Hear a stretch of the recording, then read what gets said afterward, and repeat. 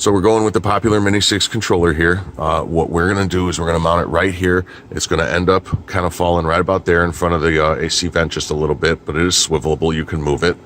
I like this location. It's up and out of the way, and on a fleet vehicle, it's real easy to get to. We put our base right here, our swivel base.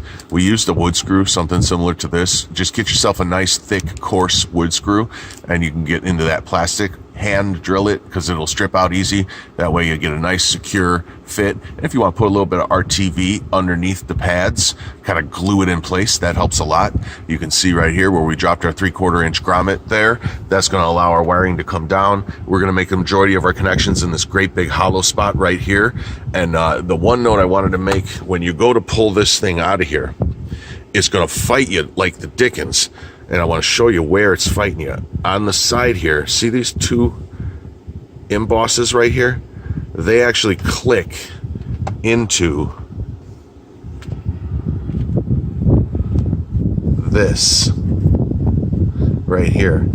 So I had to get it kind of open up, and then I was able to get in here with a screwdriver. I think I went like this way, and I was able to like push this back, and it immediately released it. Now, I myself might trim this off just to make it easier to access later if I need to service this. I'm sure it's just a factory lock in there, but there's also all these locks around the edges.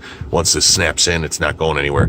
But if you're like me, you're probably wrestling that for a while, wondering what the heck is holding it. And it is this sneaky little devil way back here that's holding it, and you can't even see it when you're pulling it out. So do be careful, because what'll happen is you'll split this. This is like a two-piece thing, and it has all the vents in there. If you pull too hard, you'll break it apart. So, especially if you're not paying attention to that. This part will stay in the car, and the vent part will break off in your hand. And then you gotta spend a half an hour trying to put it all back together and make sure that all the vents work.